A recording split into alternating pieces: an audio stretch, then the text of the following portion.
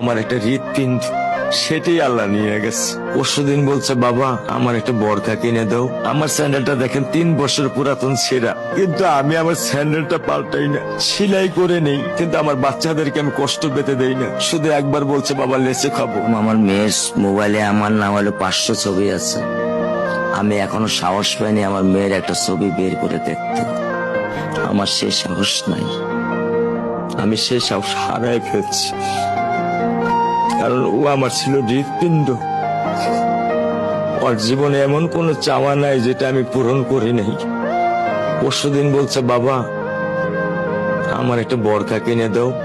আমার চাচতো ভাই বললো, ভাই ইসলামপুর থেকে 300-400 টাকা পাওয়া যায়। আমি সাথে সাথে নিউ মার্কেট থেকে আমি 1000 টাকা দিয়ে আমার মেয়েকে বরখা এনে দিচ্ছি।